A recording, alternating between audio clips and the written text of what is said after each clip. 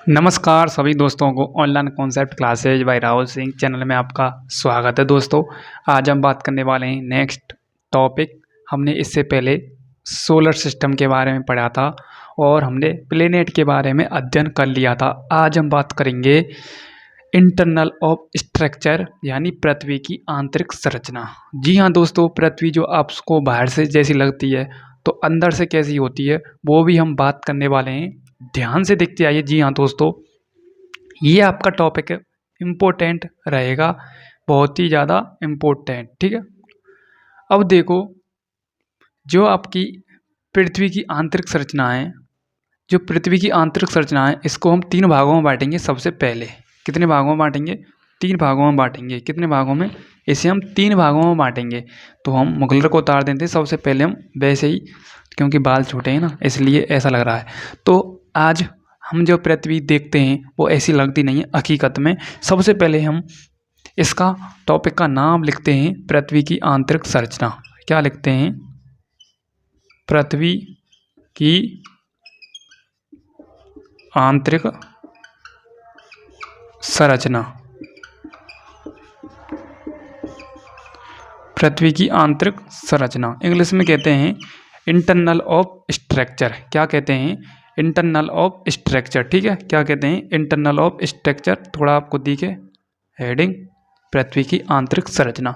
अब बात करते हैं दोस्तों, जो पृथ्वी की आंतरिक संरचना है, इस पर सब प्रकार के क्या देखने को मिलते हैं। देखो, क्लाइमेट भी देखने को मिलते हैं, मतलब मौसम चेंज भी होता रहता है, और कई तरह के हमारे मतलब प्राकृतिक सोर्स देखने को मिलते हैं, अप्राकृतिक सोर्स देखने को मिलते हैं। अनेक प्रकार की घटनाएं होती रहती हैं, कभी भूकंप की होती है, कभी ज्वालामुखी की होती है, कभी कई तरह की घटनाएं होती रहती हैं।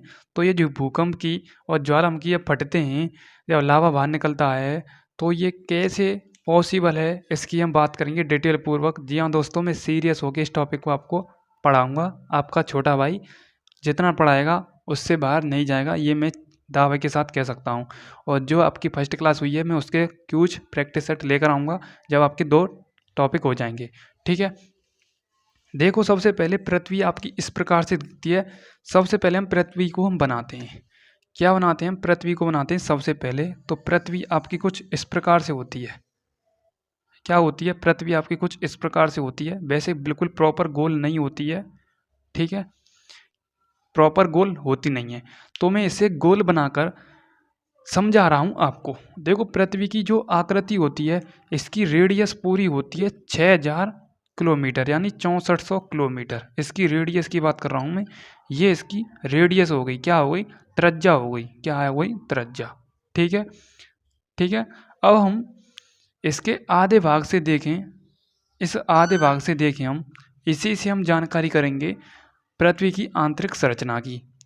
यानी आधी हो गई इसकी 6400 किलोमीटर रेडियस। यहाँ तक ही हम बात करेंगे। इसी में पाए जाते हैं आपके तीनों हिस्से। पहला होता है आपका क्रस्ट, उसके बाद होता है आपका मेंटल, फिर होता है आपका कोर। ठीक है, अब देखो, सबसे पहले जो आपका ये बीच का हिस्सा है, कुल्फी सी है, इसी में पाए जाते हैं आपके पुपा पार्टी, मेंटल और कोर। तो दोस्तों, इस हिस्से को मैं यदि बाहर निकाल लूँ, क्या निकाल लूँ? इस हिस्से को मैं बाहर निकाल लूँ इस प्रकार से, इस साइड में, ताकि बेहतर से बेहतर आपको समझ में आ सके। तो इस प्रकार से मैंने ये कुल्फी सी बना ली। क्या बना ली? कुल्फी सी बना ली। अब इस कुल्फी से हम समझेंगे सभी कॉन्सेप्टों को, पृथ्वी की आंतरिक संरचना को। इसको भी तीन भागों में डिवाइड किया गया है। और इसके बारे में किसने बताया था? पृथ्वी की आंतरिक संरचना के बारे में सुएस महोदय ने बताया था। किसने बताया था? सुएस महोदय ने। सुएस महोदय ने बताया था। ठीक है, सुएस महोदय ने बताया था पृथ्वी की आंतरिक संरचना के बारे में।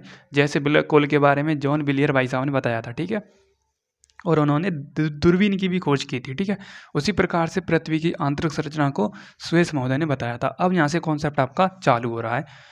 पृथ्वी की आंतरिक संरचना को कुछ इस प्रकार से तीन भागों में डिवाइड किया गया है। क्या? तीन भागों में डिवाइड किया गया है।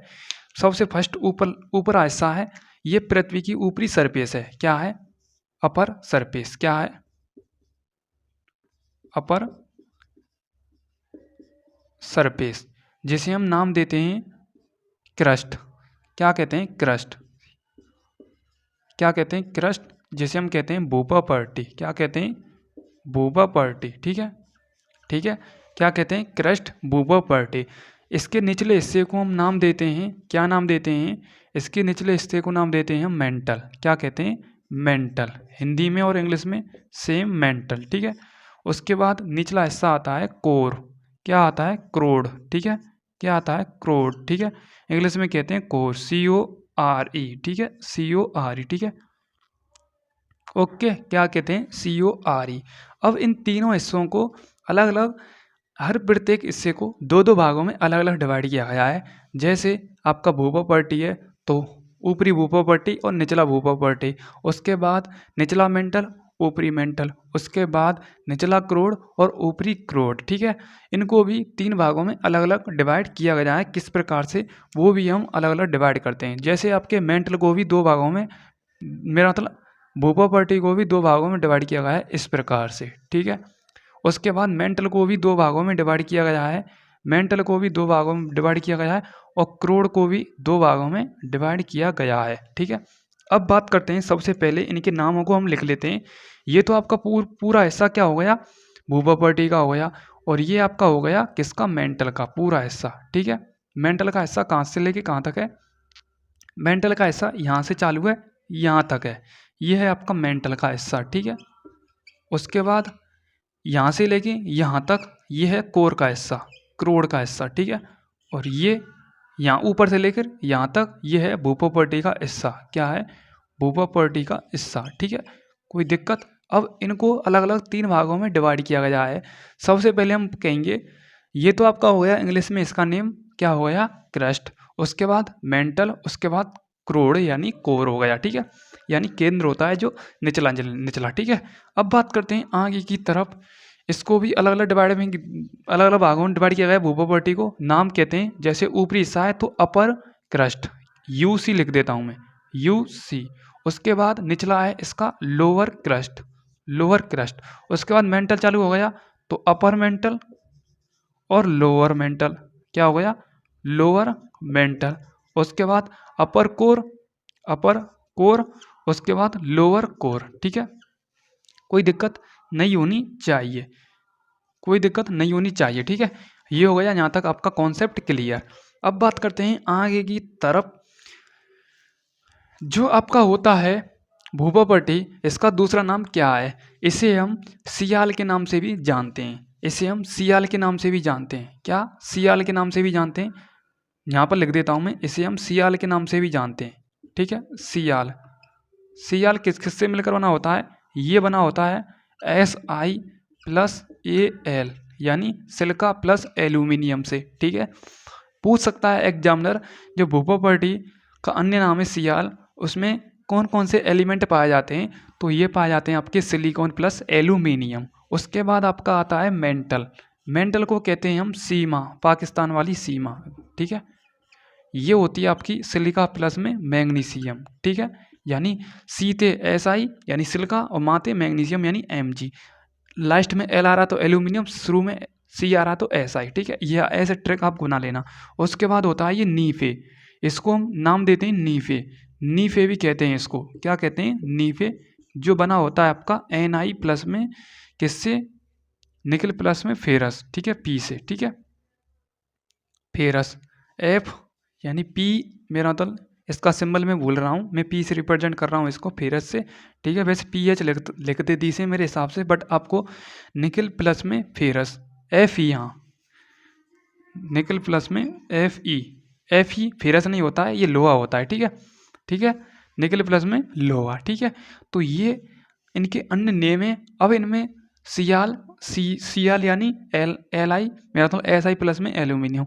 और मेंटल को कहते हैं हम सीमा, Si प्लस में मैग्नीशियम की मात्रा एलिमेंट होते हैं ये। क्रोड को कहते हैं हम नीफे, Ni प्लस में Fe यानी लोहा। ठीक है, ये इनकी मात्रा पाई जाती है। ठीक है, अब बात करते हैं आगे की तरफ। जो आपका होता है, सबसे फर्स्ट हम बात करते हैं किसकी, किसकी बात करते हैं? इसकी बात करते हैं हम, किसकी? भूपा पर्टी की। किसकी बात करते हैं? भूपा पर्टी की। ठीक है, इस इंग्लिश में कहते हैं क्रस्ट। क्या कहते हैं? क्रस्ट कहते हैं इसे इंग्लिश में। ठीक है, अब ये पृथ्वी का ऊपरी हिस्सा है। क्या है? यह पृथ्वी का क्या है, ऊपरी हिस्सा है। यह पृथ्वी का ऊपरी हिस्सा है। क्या है, यह पृथ्वी का ऊपरी हिस्सा है। क्या है, यह पृथ्वी का ऊपरी हिस्सा है। अब बात करते हैं आगे की तरफ, एक बार देखो, आगे मैं कंटिन्यू करता हूँ।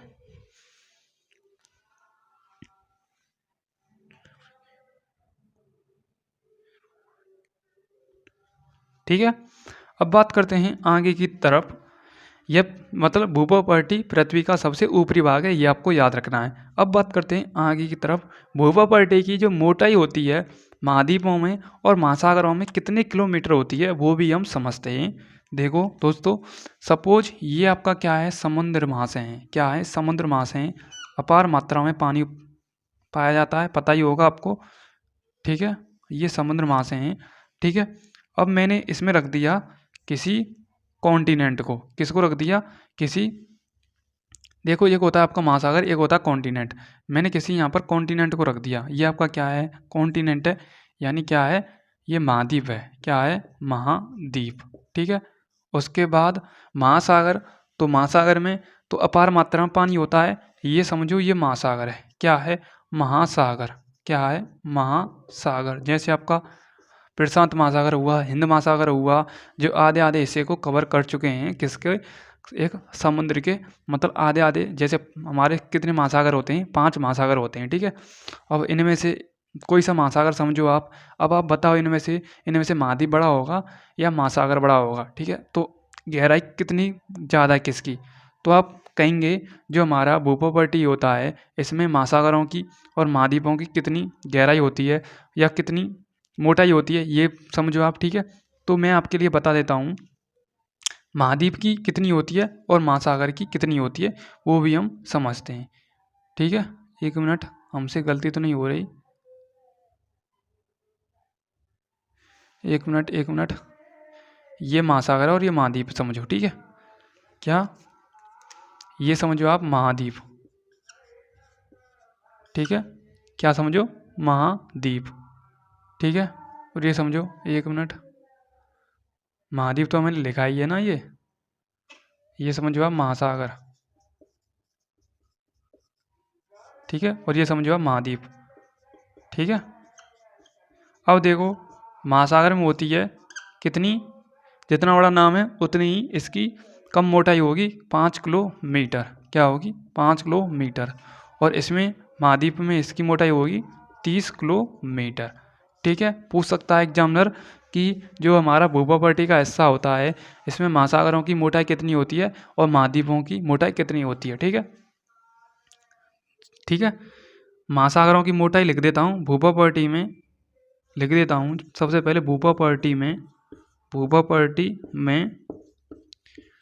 महासागरों की मोटाई, महासागरों की मोटाई कितनी होती है, 5 किलोमीटर। कितनी होती है, 5 किलोमीटर।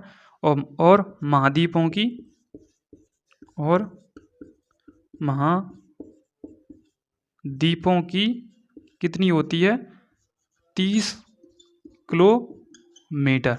कितनी होती है, 30 किलोमीटर। ये है इसके इम्पोर्टेंट नेम। ठीक है, सेकंड पॉइंट आता है, फर्स्ट सेकंड और थर्ड पॉइंट आता है कि हमारा भूप्रपट्टी किस किस से मिलकर बना होता है, तो ये बना होता है सिलिकॉन प्लस में एल्यूमिनियम, यानी सिलिका प्लस में एल्यूमिनियम से। ठीक है, थर्ड पॉइंट हो गया। फोर्थ पॉइंट कौन सा आएगा, जो हमारा भूप्रपट्टी है इसको अन्य नाम किससे जाना जाता है, इसे कहते हैं हम लिथोस्फीयर। क्या कहते हैं, लिथोस्फीयर कहते हैं। तो ये आपको पता होना चाहिए, क्या कहते हैं, लिथोस्फीयर कहते हैं। किसको कहते हैं, किसको कहते हैं। ठीक है, या आप नाम लिख सकते हैं, ये परत का काम कर रहा है भूप्रपट्टी, तो इस परत को लिथोस्फीयर कहते हैं। क्या कहते हैं, लिथोस्फीयर कहते हैं। ये कोई नहीं बताता, ये पॉइंट पूरे यूट्यूब में देख लेना बेटा, बेशक। ठीक है, लिथोस्फीयर कहते हैं किसको, भूप्रपट्टी की जो परत होती है भूप्रपट्टी की, समझो ये 3 परत है, तो भूप्रपट्टी या इस परत को लिथोस्फीयर कहते हैं। ठीक है, कोई दिक्कत? तो 4 से 5 पॉइंट आपके कंप्लीट। अब बात करते हैं इसकी डेंसिटी की। किसकी बात करते हैं? डेंसिटी की। किसकी बात करते हैं? इसकी हम डेंसिटी की बात करते हैं। ठीक है, ठीक है। अब देखो डेंसिटी यानी घनत्व। घनत्व की बात करें तो घनत्व देखो अब घनत्व होता है ठोसों में, ठोस का सबसे ज़्यादा घनत्व होता है, उसके बाद ठोस द्रव का उससे कम और गैस का उससे कम होता है। अब आप जैसे ही आप पृथ्वी की ऊपरी सरफेस पर खड़े हैं तो बिल्कुल वहाँ पर खुला खुला है, ठीक है। तो आपको पता ही होगा घनत्व किसे कहते हैं। घनत्व जो बिल्कुल जगह बिल्कुल गिरी गिरी हो, बिल्कुल घिचपिच हो रही हो वहाँ पर, ठीक है। घनत्व यानी डेंसिटी कितनी होती है, बिल्कुल जगह बिल्कुल घिचपिच हो या ठोस हो, बिल्कुल यूँ समझो आप, ठीक है। उसका डेंसिटी कम होता है। अब समझो भूपटल है, ऊपरी है सरफेस है पृथ्वी की, तो इसका क्या घनत्व अधिक रहेगा? बिल्कुल नहीं रहेगा, ठीक है। तो इसका घनत्व होता है 2.7 होता है इसका, ठीक है। अब आपको पता होगा घनत्व बराबर में द्रव्यमान बट्टे आयतन होता है। द्रव्यमान बट्टे आयतन होता है, ठीक है। क्या होता है? आयतन होता है। तो द्रव्यमान को क्या लिखते हैं? किलोग्राम। और इसको क्या लिखते हैं? इसको क्या लिखते हैं? आयतन को इसको लिखते हैं हम, क्या लिखते हैं इसको? इसको लिखते हैं मीटर क्यूब। क्या लिखते हैं? Metre cube. तो ये हो जाएगा, यदि मैं CGS में कन्वर्ट करूँगा इसको तो किलोग्राम ग्राम में चेंज हो जाएगा और मीटर सेंटीमीटर, तो ग्राम प्रति सेंटीमीटर क्यूब इसका क्या हो गया? डेंसिटी हो गया। ये फिजिक्स का कॉन्सेप्ट है, घनत्व बराबर द्रव्यमान बट्टे आयतन, ठीक है। कैसे मात्रक निकालते हैं, ऐसा ही मात्रक है। और CGS में मैंने कैसे कन्वर्ट किया है, किलोग्राम को ग्राम में चेंज किया है और मीटर को सेंटीमीटर में, ठीक है। पावर 3 है आपकी, ठीक है। इसका घनत्व कितना हो गया? 2.7। सबसे ज़्यादा डेंसिटी किसकी होती है? ये होती है इसके निचले हिस्से की, क्रोड यानी केंद्र की होती है, ठीक है। ओके, क्योंकि निचला हिस्सा है सबसे ज़्यादा घना यहीं पर पाया जाता है, ठीक है। घिचपिच होती है, ठोस अवस्था में पाई जाती है वस्तु, ठीक है। मतलब वस्तु क्या, पठार और जितने भी हमारे चट्टानें होती हैं, रॉक्स होती हैं, वो क्या, ठोस पाई जाती हैं। इसलिए इसका सबसे ज़्यादा डेंसिटी होगा किसका? क्रोड का, ठीक है। तो ये 4 से 5 पॉइंट, अभी एक ही पॉइंट फिनिश हुआ है, पूरा भी नहीं हुआ है, अभी इसके भी पॉइंट बाकी हैं। पहले एक बार स्क्रीनशॉट लें आप।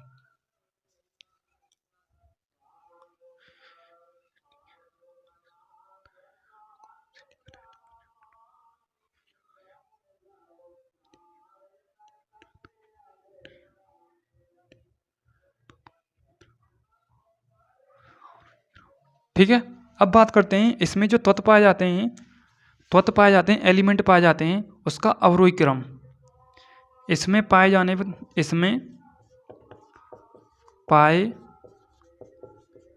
जाने वाले एलिमेंटों का अवरोही क्रम पूछा जाता है, वेरी वेरी इंपॉर्टेंट है, ठीक है। चाहे इनमें से नहीं पूछा जाएगा, बट ये क्वेश्चन 100% पूछा जाएगा। इसमें पाए जाने वाले तत्वों का अवरोही क्रम, अवरोही क्रम, ठीक है। सबसे पहले पाया जाता है आपका ऑक्सीजन। क्या पाया जाता है? सबसे फर्स्ट नंबर पर ऑक्सीजन, ठीक है। सबसे फर्स्ट नंबर पर आपका पाया जाता है ऑक्सीजन। फिर पाया जाता है सिलिकॉन। फिर पाया जाता है आपका एल्यूमिनियम।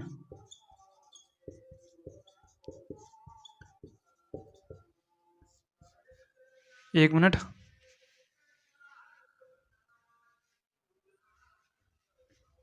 अवरोही क्रम, अवरोही क्रम में यहाँ पर लिख देता हूँ, ठीक है।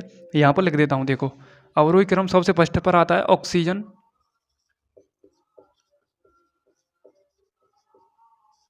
सेकंड नंबर पर आता है आपका सिलिकॉन या सिलिका, थर्ड नंबर पर एल्यूमिनियम और फोर्थ नंबर पर लोहा, ठीक है। ये है आपका अवरोही क्रम। अवरोही क्रम का मतलब होता है आरोही घटता हुआ क्रम, अवरोही बढ़ता हुआ क्रम, ठीक है। क्लियर यहाँ तक? अब देखो इसका निर्माण पूछा जा सकता है, इसका निर्माण किससे हुआ है? इसका निर्माण हुआ है मेरा मतलब सिलिका प्लस एल्यूमिनियम से। किससे? किससे? Si प्लस में Al से, ठीक है, ठीक है। और यह पृथ्वी का ऊपरी हिस्सा है, भूपटल का ऊपरी हिस्सा कौन सा है? आपका मेंटल, ठीक है। मेरा मतलब क्या है? क्रस्ट है, ठीक है। पृथ्वी का सबसे ऊपरी हिस्सा यही तो है, तो इसको हम भूपटल तो कहेंगे, क्या कहेंगे इंग्लिश में? क्रस्ट, ठीक है।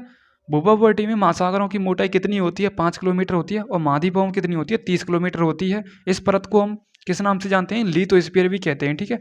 डेंसिटी कितनी होती है? 2.7 ग्राम प्रति सेंटीमीटर क्यूब। ठीक है, स्क्रीनशॉट लें एक बार।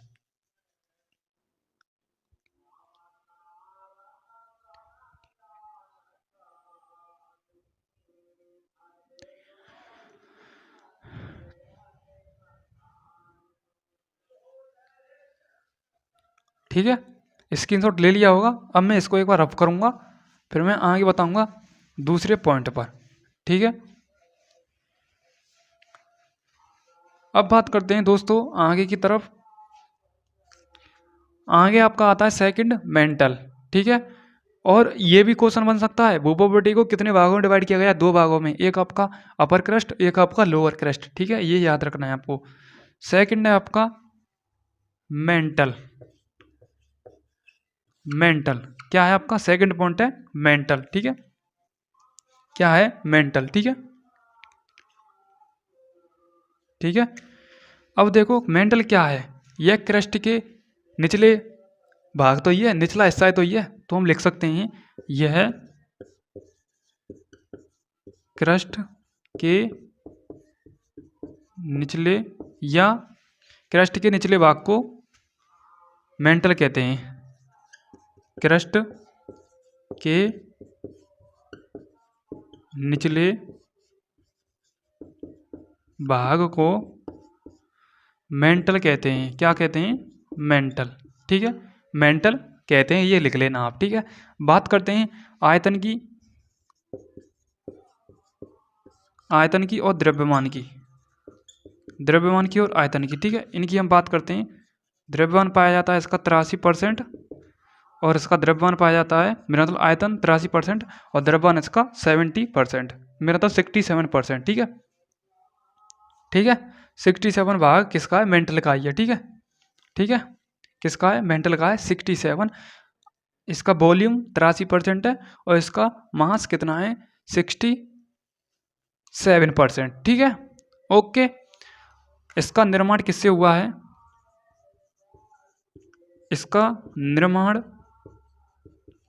चलो इसका निर्माण किससे हुआ है ये आपको पता होगा। सिलिका प्लस में मैग्नीशियम से हुआ है, SI प्लस में Mg, जिसे सीमा कहते हैं। सीमा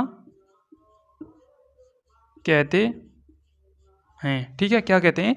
सीमा कहते हैं। ठीक है, क्या हो गया? इसका निर्माण सिलिका प्लस में मैग्नीशियम, यानी जिसे हम नाम देते हैं सीमा। ठीक है, पाकिस्तान वाली सीमा।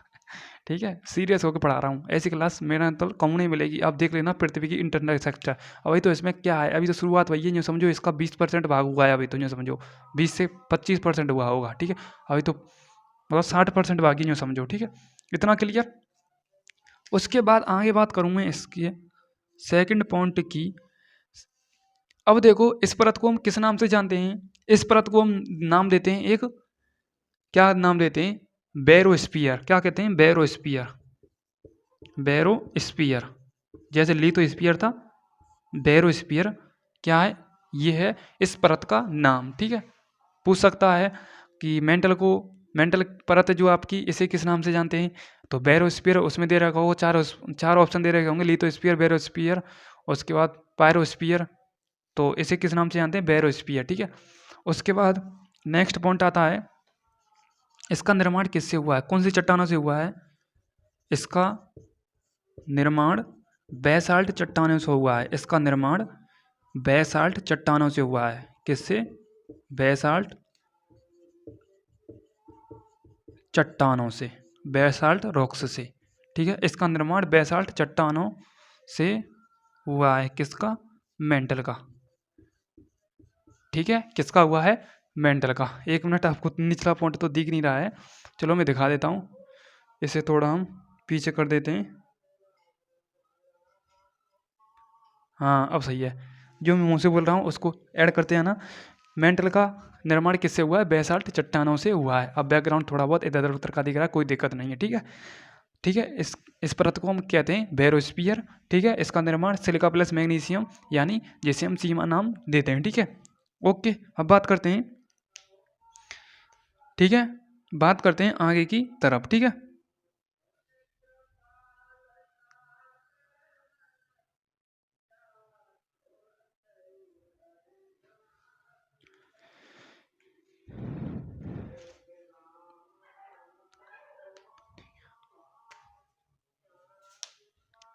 स्क्रीनशॉट ले लिया होगा। अब जगह ही नहीं तो मिटाना है, तभी तो मैं ब्रेक लिया था मैंने, ठीक है। अब बात करते हैं जो भी हमारी एक्टिविटी होती हैं, जो भी हमारी एक्टिविटी होती है कौन सी, आपकी वही वोल्केनो, उसके बाद यानी वोल्केनो ज्वालामुखी, उसके बाद भूकंप, जितनी भी हमारी कंडीशन मेरा मतलब एक्टिविटी होती हैं ये इसी भाग से होती हैं, ठीक है। ये आपको लिख लेना है जो मैं बोल रहा हूँ, ठीक है। जो हमारी कंडीशन होती है ज्वालामुखी की और भूकंप की, ये यहीं से होती हैं, ठीक है। तो दोस्तों ये पॉइंट आपको लिखना है, मैं लिखूंगा नहीं। नेक्स्ट पॉइंट है इसका औसत घनत्व। औसत घनत्व, इसका औसत घनत्व कितना है, 3.5 से 5.5 ग्राम प्रति सेंटीमीटर क्यूब तक। अब देखो पहले उसका कितना था, 2.5 था मेरे हिसाब से, 2.5 था कि नहीं था। अब बढ़ गया कि नहीं बढ़ गया, जैसे नीचे जाते जाएंगे डेंसिटी भी बढ़ती जाती है और प्रेशर भी बढ़ता जाता है, ठीक है। ये आपको पता होना चाहिए, ठीक है। क्यों बढ़ता जाता है, दाब बराबर में होता है बल बट्टे क्षेत्रफल, बल बट्टे क्षेत्रफल होता है, ठीक है।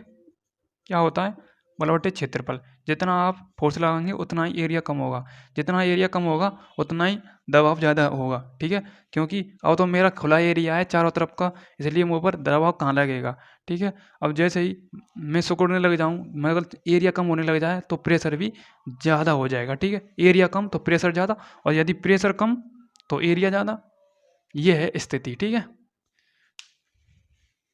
ठीक है, और जितना आप फोर्स लगाएंगे उतना ही दाब लगाना पड़ेगा, ठीक है। ये समानुपाती और प्रोपोर्शनल और इनवर्सली प्रोपोर्शनल का खेल है फिजिक्स का, ठीक है। वैसे हम फिजिक्स भी पढ़ाते हैं इसी चैनल पर, ठीक है। सीरियस होकर पढ़ा रहे हैं, ठीक है, कोई दिक्कत नहीं। इस परत को हम क्या नाम देते हैं, बैरोस्फीयर, और ट्रैक और है एक LPB। बैरोस्फीयर नहीं कहते हैं, पायरोस्फीयर कहते हैं इसको। गलती से मेरे पर नाम तो नहीं लग गया, ओहो हो, इसको पायरोस्फीयर कहते हैं, पायरोस्फीयर, पायरोस्फीयर कहते हैं दोस्तों, सॉरी सॉरी, पायरोस्फीयर के नाम से जानते हैं इसको। बैरोस्फीयर हम केंद्र को कहते हैं, किसको, क्रोड को कहते हैं, कोर को कहते हैं क्या, बैरोस्फीयर। LPB जैसे होती है नहीं आपकी LPG, liquefied petroleum gas, LPG gas होती है जो घर में जलाते हैं। तो हमने G को कट कर दिया, हमने B को सेट कर दिया है। तो लोग अब हो गया आपका लिथोस्फीयर भू प्रॉपर्टी, और पायरोस्फीयर कहते हैं हम किसको, मेंटल को, और बैरोस्फीयर कहते हैं हम क्रोड को। इन परत का नाम है, ठीक है, ठीक है, स्क्रीन शॉट लें।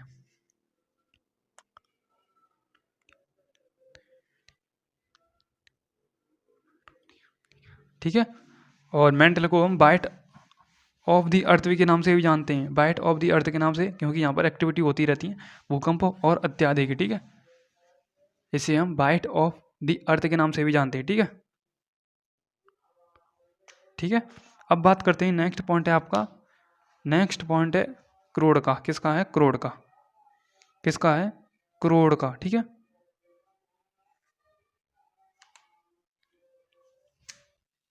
किसका है, करोड़ का, ठीक है। सबसे पहले किसका है, मेंटल से निचले भाग को क्या कहते हैं, करोड़ कहते हैं, ठीक है। उसके बाद आगे बात करूँ, मेंटल से निचले भाग को तो हम करोड़ कहते हैं, ये तो आपको पता होना चाहिए। उसके बाद इस परत को हम किस नाम से जानते हैं, इस परत को बैरोस्फीयर कहते हैं, बैरोस्फीयर कहते हैं, ठीक है। उसके बाद इसका निर्माण किसका, करोड़ का निर्माण, करोड़ का निर्माण किससे हुआ है, करोड़ का निर्माण हुआ है किससे, किससे, करोड़ यानी नीफे, Ni प्लस में Fe यानी निकल प्लस में फेरस यानी लोहा, ठीक है। इसका निर्माण हुआ है किससे, निकल और फेरस यानी लोहा, ठीक है, Fe से, Ni प्लस में Fe से। उसके बाद इसका औसत घनत्व कितना है, औसत एवरेज डेंसिटी, इसका औसत घनत्व है 11 से 13 सेंटीमीटर, मेरा मतलब ग्राम प्रति सेंटीमीटर क्यूब।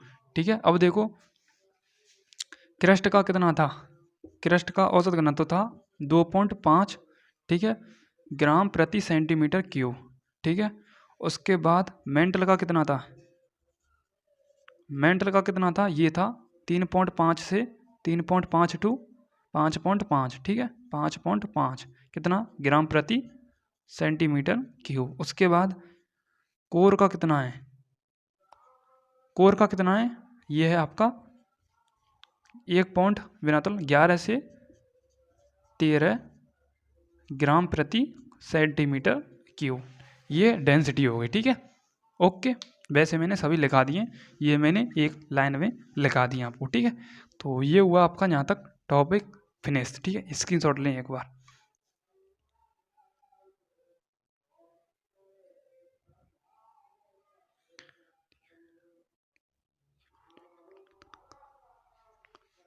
ठीक है, ठीक है, ओके।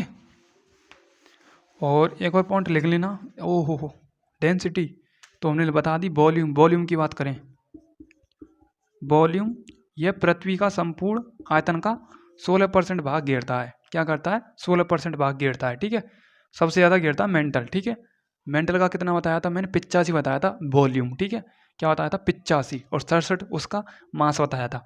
ठीक है, और डेंसिटी 3.5 से 5.5, सबसे ज़्यादा घेरता है आपका मेंटल। संपूर्ण पृथ्वी के आयतन को सबसे ज़्यादा मेंटल घेरता है। कौन घेरता है, मेंटल। ठीक है, ठीक है। अब देखो दोस्तों, यहाँ से आगे अब मैं बताऊंगा इम्पोर्टेंट बात।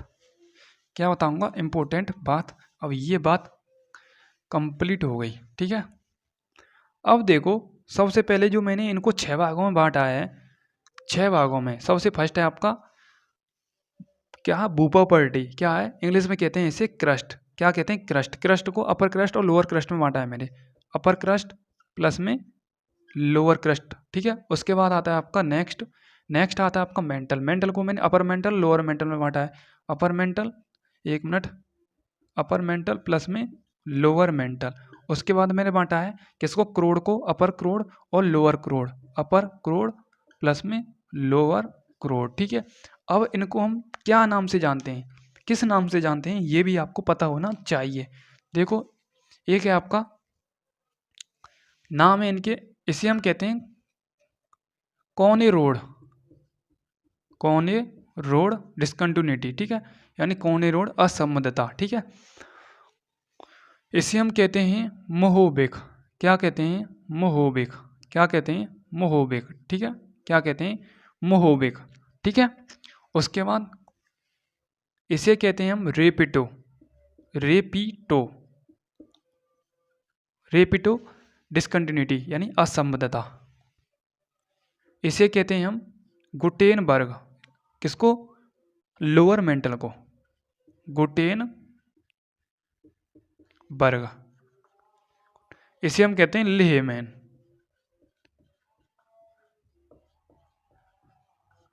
ठीक है, लेहमैन। ठीक है, ये इनके नाम है, देख लो एक बार।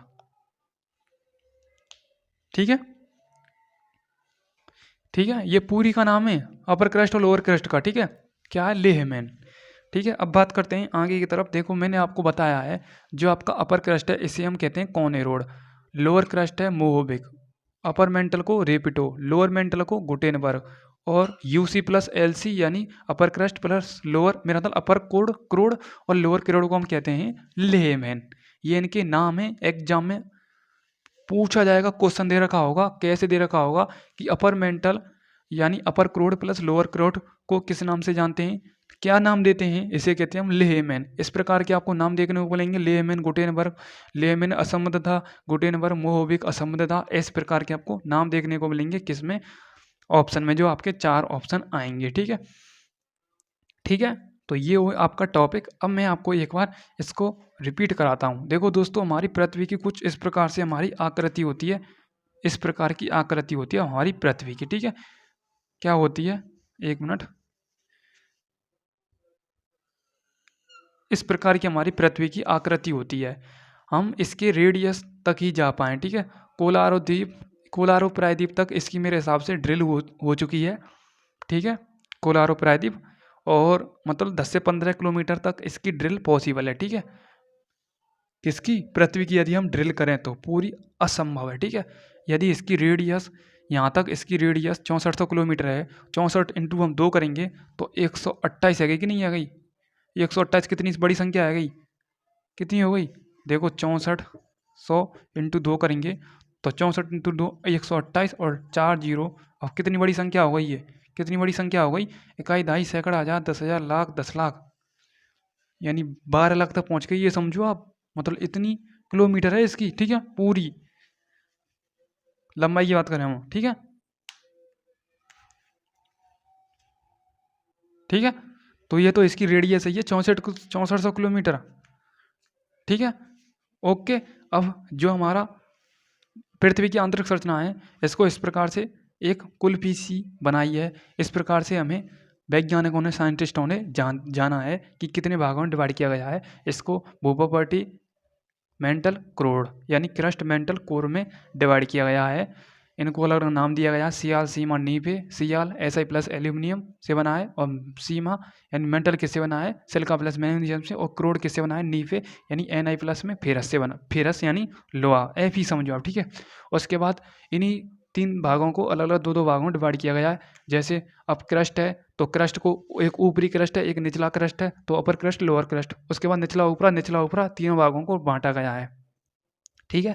और अलग अलग जो मैंने पॉइंट लिखा है, भूप्रॉपर्टी की महासागरों में कितनी मोटाई है, महाद्वीपों में कितनी है, तो महासागरों में आपकी कितनी है 5 किलोमीटर है और महाद्वीपों में कितनी है 30 किलोमीटर है। और मैंने इसका डेंसिटी भी बताया है 2.5 ग्राम प्रति सेंटीमीटर क्यूब। इसके अध्ययन को हम क्या कहते हैं, या इस परत को हम किस नाम से जानते हैं?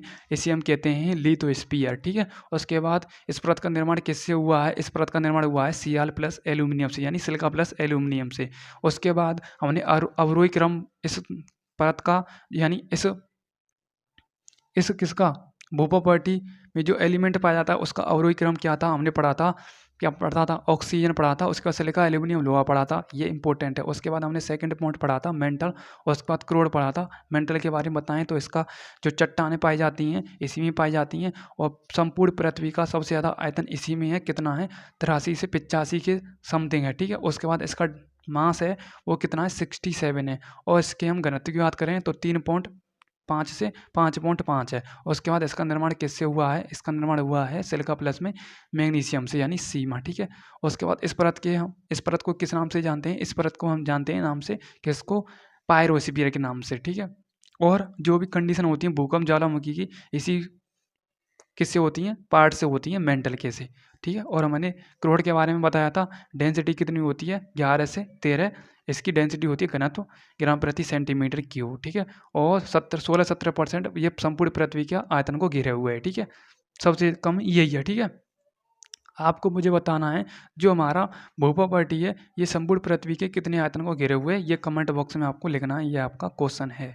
मिलता हूँ नेक्स्ट क्लास के साथ, क्वेश्चनों के साथ क्वेश्चन लेकर आऊँगा। तो thank you so much, love you all, जय हिंद। और क्लास कैसी लगी मुझे आप कमेंट में ज़रूर बताएं। Thank you so much, love you all, जय हिंद, जय भारत, नमस्कार।